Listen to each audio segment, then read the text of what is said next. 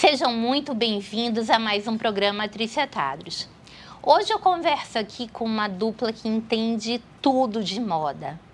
Ele, produtor de moda, ela, empreendedora.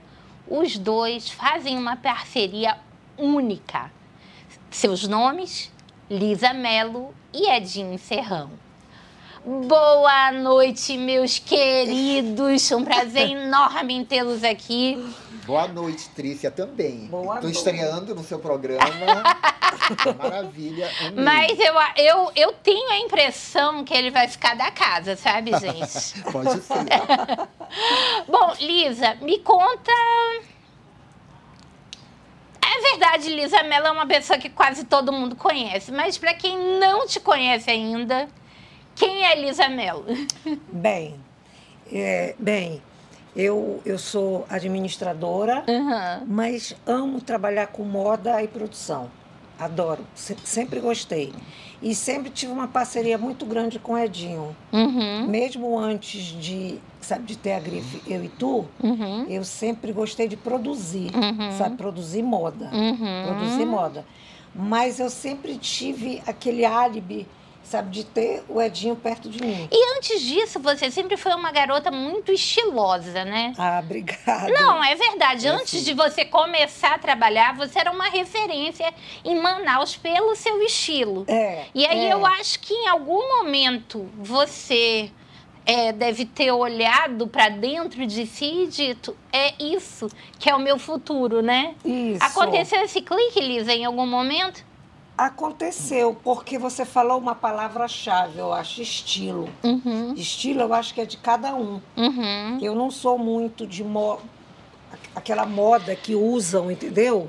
Porque aquela moda tem que pessoas que você pode comprar uma vitrine, vestir com uma vitrine e ela não fica estilosa. Eu não sou aquele, estão usando isso. Não, eu sempre agrego, entendeu? Ao meu estilo. E cada um tem o seu estilo. E você sempre foi um ícone fashion. Desde que eu era pequena, eu sempre me lembro de você como um ícone fashion. Eu gosto de produzir, eu gosto de customização. Tanto prova que a minha família toda, a Luísa, minha irmã, a mais nova, a minha mãe, elas trabalham comigo fazendo crochê, ponto de cruz, sempre tem uma pegada delas em cada look, entendeu? Na verdade, o que a Trícia falou é verdade. A Lisa, ela marcou a geração dela pelo fato de ela ser uma geração de mulheres elegantes, até garotas, elas eram jovens, mas elas eram arrumadíssimas. Exatamente. Elas lançavam a tendência. E não tinha essa coisa de sair de qualquer jeito, não, jamais. Né? A gente tinha muito pouco acesso às coisas comparado... Hoje as meninas mandam buscar coisa da China e a gente não. A gente dava o jeito em casa, com as tias costureiras, com... Né, as costureiras, era verdade, elas bombavam. Com as pessoas que compravam roupa fora e traziam pra cá. Mas ninguém andava desarrumada, né? Pois é, Todo mundo tinha um esmero, né? Verdade. E um estilo próprio. E a Lisa sempre foi referência nisso. Verdade. A Lisa fazia parte de uma turma que eu só falava de oi até ficar amigos, que era a Lisa, a Cristina Cruz. Também foram todas meninas mulheres que marcaram uma geração. E a Lisa veio disso e ela... Daí eu acho que tu teve uma pegada de moda que tu começou a se interessar mais ainda, né? E aí também nós somos de uma geração dos desfiles, né? Nós fomos uma geração que tudo era desfile, as lojas faziam desfiles, as festas tinham desfiles, né? O Salinhaque, Célio Sade, todo mundo promovia, né, desfiles e concursos. Então, eu acho que todo mundo desenvolveu digamos assim, uma inteligência no vestir por conta desse número tão grande de eventos que mostravam a moda e mostravam a criatividade e mostravam... Com certeza. E a tua produção estava sempre presente, né, Edinho? Sempre presente, assim. Eu sempre também fui muito... Criativo, e eu sempre gostei muito disso. E eu acabei conhecendo pessoas que Tipo o nosso amigo saudoso Werner Botelho, eu comecei trabalhando com o Werner como um assistente dele nos concursos de beleza. Sim. Nos anos 90 eram os concursos, era Gata Isso, Garota Aquilo, Isso Pantera. também é uma marca muito grande da nossa geração, né? Da nossa eu geração, entrevistei sim. Zé Reinaldo no Rio. Maravilhoso, eu assisti. Nós falamos muito sobre aquela época dos concursos, né? De garota estudantil, Isso. garota, sei lá, Ideal Clube. Tinha Gata Alemã, Isso. Confeitaria Alemã. Aí o Werner me botou para mim fazer assistência para ele, aí fora as garotas, eu ficava nos backstage. Não, no backstage, cuidando, que na época tinha as lojas que faziam os desfiles de moda no concurso. Durante Sim. a contagem de votos, tinha aqueles concursos, ou tinha aqueles desfiles. E eu comecei a ter aquilo, até porque eu também vim de uma mãe costureira e sempre me interessei pelos tecidos, pelos modelos de roupa que ela foi produzindo. E acabou que eu e a Lisa, a gente ficou muito amigos e a gente teve uma época também nos anos 90, acho que já no fim dos anos 90, que a Lisa estava totalmente nesse movimento, nesse mundo fashion, que foi uma loja que marcou também um tempo, que foi a Allure, que era a Allure, ela chegou em Manaus com a moda Clubber, que era noite. Então a Lisa Aliás, esse trabalhou, movimento né? Clubber foi um movimento dos anos 90 que, assim, marcou toda a nossa geração, Toda né? a nossa geração, que era uma moda noite. Uma moda night, isso que mesmo. era uma coisa mais glamurosa, e que as pessoas realmente viviam a noite sem medo, né? Exatamente, era uma montação para noite, para os clubes, para as discotecas. A gente não tinha medo de passar a noite em festa, porque não havia perigo nessa cidade, né? Isso. Todo mundo passava a semana inteira pensando qual seria a produção do outro final de semana, só pensava né? nisso, Então, assim, eu e a Lisa, a gente começou a ter essa parceria sempre assim. Quando ela administrou essa loja, e ela, Dinho, tu faz a vitrine, vai ter o evento tal, tu vai fazer o desfile tal, tu organiza, tu produz. E daí foi, né, Lisa? A gente foi seguindo até no momento Falar que chegou... em vitrine, hoje vitrine é de qualquer jeito, né? Hoje não tem Na mais época aqui. que eu tinha Benetton, Werner fazia cada vitrine linda. Lembro. Nossa, eram lindíssimas. Eu me lembro uma vez que ele resolveu fazer uma vitrine baseada num casamento grego. Foi. Olha que luxo. Com louças quebradas. Gente, uma Deve coisa... ter ficado incrível, né? O Werner era um talento de outro mundo. A prova é que ele não está aqui, né? Mas deixou o legado dele. Sim, a Islane continua fazendo o ateliê, né? Muita gente se adorna para o nosso festival folclórico, para o carnaval, ainda com as inspirações que ele deixou. Mas é um legado, né? Vitrinista, hoje em dia, não sei se é uma profissão que ainda existe. Ainda existe? Acho que não, Trícia, porque agora tem visual e merchandising, então isso é uma equipe, eles elaboram tudo. A internet trouxe essa coisa, né? Esse avanço é muito legal. Então, assim, hoje é muito minimalista. E não tem mais criatividade nenhuma, né? Ninguém tem mais licença criativa. Não tem. Assim, não sei o que aconteceu. Por um lado é legal, mas pelo outro não. Também eu acho muito bonito uma vitrine super produzida que te passa uma mensagem da coleção. Não, e o que eu me lembro, eu não sei se vocês lembram, é que existia o dia certo de trocar a vitrine e as pessoas iam ver a nova vitrine. Tinha muito isso lá na Allure, né? Tinha muito isso lá na Allure. A Allure foi uma loja assim que eu peitava junto com o dono, vamos dizer assim, porque ele queria fazer, vamos dizer assim, de qualquer jeito. Eu dizia, não, eu acho que tem que ser cada um no seu cada qual. Então, eu sempre chamei o Edinho para fazer as vitrines e os desfiles, entendeu? E quando chegava na parte de produção, eu sempre ficava muito atenta com o que o Edinho produzia, com o que ele mesclava os looks, entendeu? As cores, sabe, que eu acho essencial. Agora mesmo, eu ia saindo de casa, A minha mãe perguntou, mas verde com laranja, Lisa? Linda. É. Aí eu falei, mãe, cores do verão. Então são cores que elas não brigam. Elas se completam. Falar nisso, cores do verão, né? Me surgiu uma pauta aqui. O Brasil está vendendo uma coleção de inverno e a gente está no verão escaldante. Vocês que trabalham com moda a vida inteira, como é que vocês fazem essa questão da adaptação dessa contra-estação? A gente está sempre vivendo uma contra-estação, né? No verão norte, do né? Sudeste, no verão do Sudeste, quando eles estão lançando sapatos com sola de corda, é o período de maior chuva que a gente tem aqui, né? É o contrário. Agora que estão todos lançando roupas de inverno, de tecido mais grosso, mais cinza, mais cherry red, a gente aqui tá num calor escaldante. Como que vocês, que trabalham com moda há muitos anos, fazem essa tradução? Porque é outra língua, né? É outra linguagem de moda. É outra linguagem de moda, é verdade. São estações. Então, era bem mais complicado. Eu lembro quando a gente fazia os eventos de moda, lançamento de coleção, nos shoppings, que era primavera, verão, outono, inverno.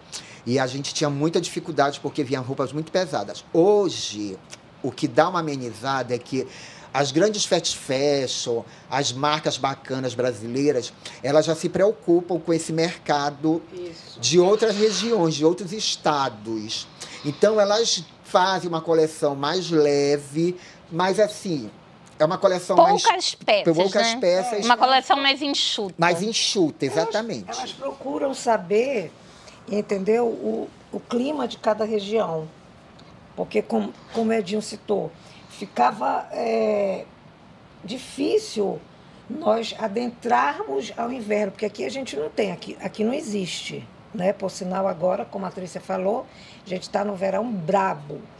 E no sul está o inverno brabo. Então, elas começaram, entendeu, a nos enxergar. Mas o que falta para nós termos um polo de confecção aqui na região norte? Porque eu não consigo entender como que a gente tendo uma região tão grande, o quinto PIB no Brasil, um custo de transporte tão elevado, a gente vai viver eternamente trazendo roupas do sul-sudeste. Para mim, não falta uma pessoa que invista, uma empresa, um empreendedor que invista na mão de obra feita tudo aqui. E eu acho que a gente tem talentos maravilhosos. A gente devia ter um polo de confecção, um polo têxtil da região norte. Norte, sim. Né? Não vê Fortaleza? Sim, eu estava pensando justamente no exemplo de Fortaleza. Mas a gente vai pedir um intervalinho comercial e a gente volta já já falando mais com Edinho Serrão e Lisa Mel.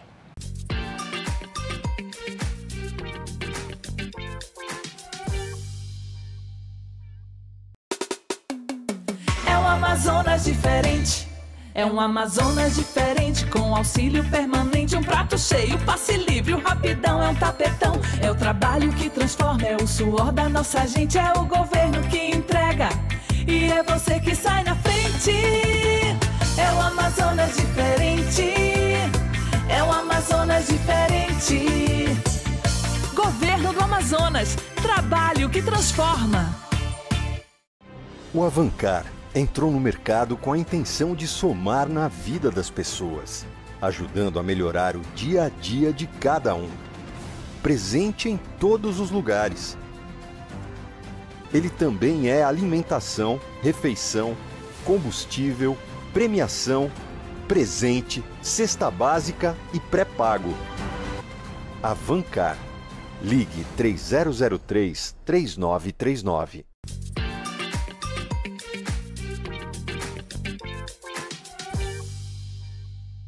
Voltamos aqui nessa entrevista, que não está nem sendo uma entrevista, está sendo um bate-papo de amigos com Lisa Mello e Edinho Serrão falando sobre a diferença de coleções que correspondam à nossa estação. Então, aqui dentro tá nevando, né? Porque o nosso estúdio tem um ar-condicionado bacana. Potente. Mas a realidade é que eu começo a fazer um strip básico quando eu saio do estúdio para chegar em casa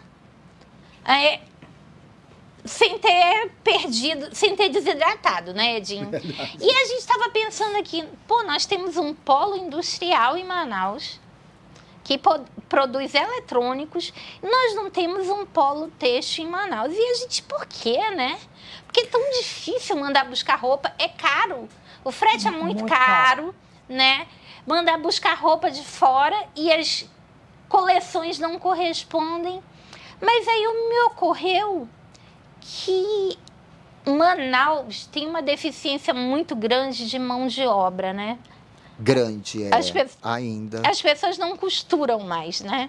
Não existe. Não existe mais aquela era. Eu até gravei com a minha costureira, lembra, Edinho, da Lene? Lembro. Que fez uma página pro Amazonas em Tempo. Uhum. Porque eu sou da época da costureira. Sim, todas nós. A minha mãe costurava também. E toda mãe ensinava a filha a costurar. Mesmo, é verdade.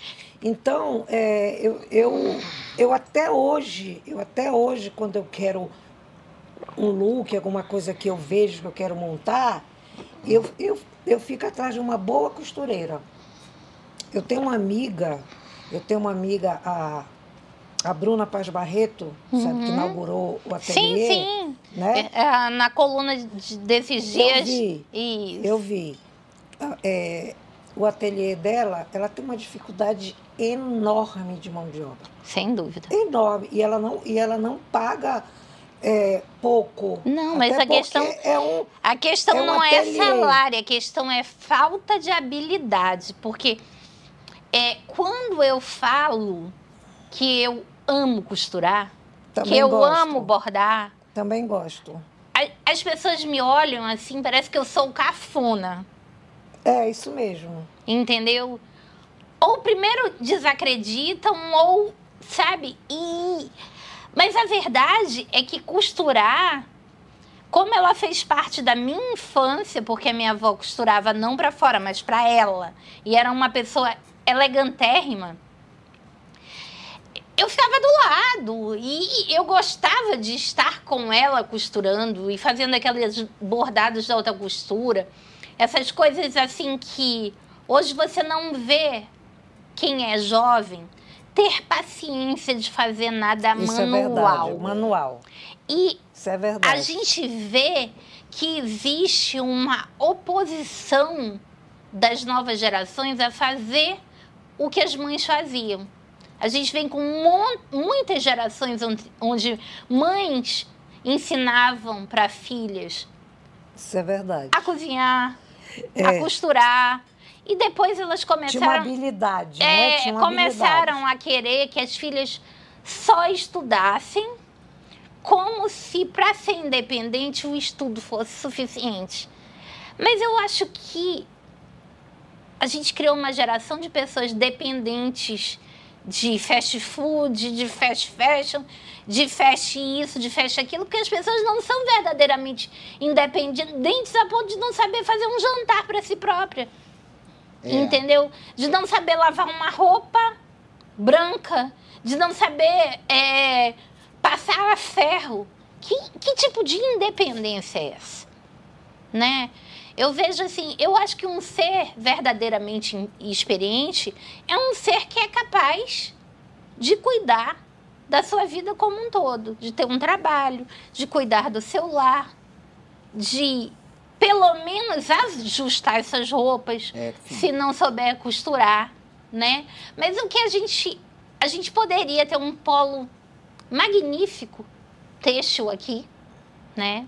Onde a gente faria uma roupa adaptada ao clima regional, mas eu tenho certeza que as pessoas não encontram costureiras. Não. Assim, deixa eu falar uma coisa aqui. Fala. E já teve vários projetos onde eu participei de pessoas interessadas em em fazer isso, levar isso à frente.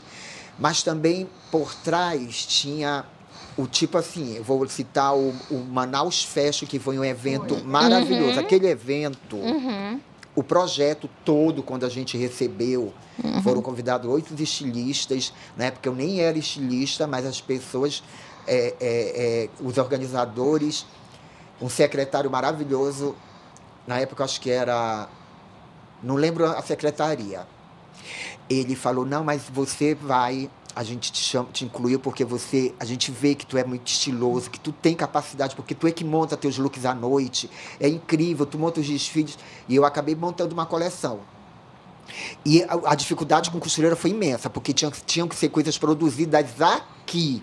Nós não poderíamos comprar peça de nada para dar o truque, não.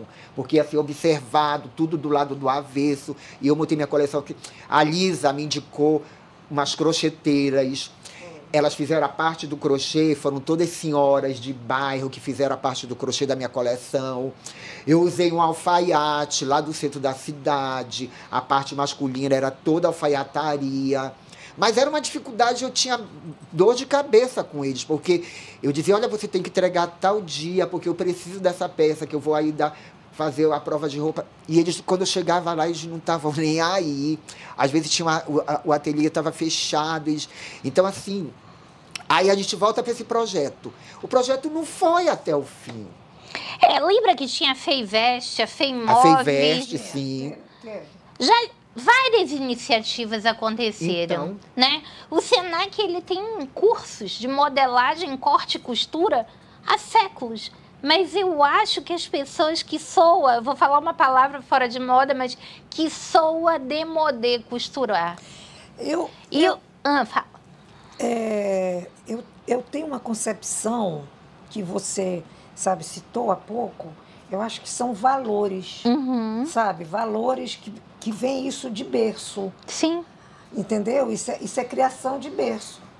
Sabe, na nossa época, vamos dizer assim, a gente via as mães. Né? As mães ensinavam a gente a cozinhar, costurar, bordar, sabe, limpar uma casa. E aquilo ali era uma diversão em família.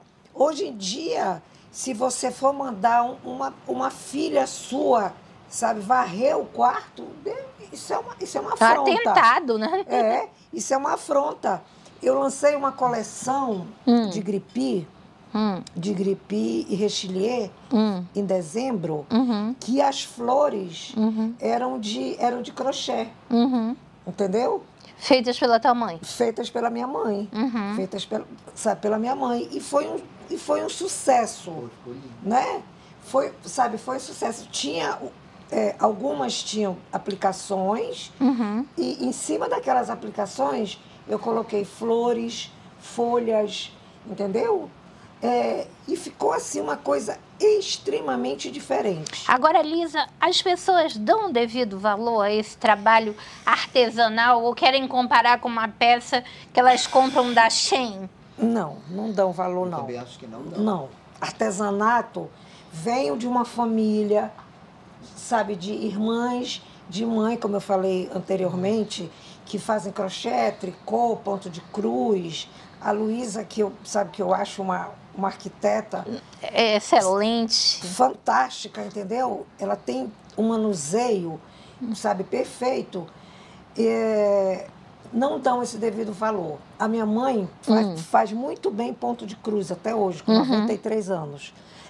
E ela sempre diz que o avesso do ponto de cruz é que a gente vê... Ela faz a técnica do avesso perfeito, né? Entendeu? Então, eu já coordenei uma feira lá na Ponta Negra, sabe? Na época, não sei se você lembra, que era só de artesanato. Lembro. Era uma dificuldade muito grande de apoio de políticos, né? Porque era do governo. Eu tinha, sabe, uma dificuldade muito grande. E eu, particularmente, sempre gostei de artesanato. Eu vou fazer um apelo a vocês, mães que estão nos escutando aqui. Mães, avós, não existe maneira mais barata de você ficar independente, da sua filha ser independente, dela empreender, do que costurar, porque você precisa unicamente de uma máquina de costura. Você não precisa de mais nada. Na pandemia, a quantidade de gente que ficou desempregada e que se sustentou fazendo máscaras com uma única máquina de costura, gente que se sustentou fazendo EPI, equipamento de proteção individual, para o pessoal da enfermagem, para o pessoal do comércio, enfim, com uma única máquina de costura. Mães, vós, tias, onde vocês estão nesse momento, se mobilizem, mostrem para essas jovens que não é fora de moda saber costurar. Ao contrário, fora de moda é depender de homem. Isso é fora de moda.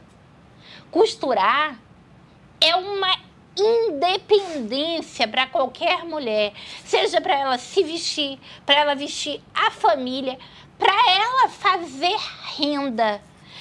Ela pode fazer renda com produtos para casa, que são facílimos de costurar, com peças de roupa, para fazer moda, para fazer uma série de coisas. Então, eu faço um apelo a vocês.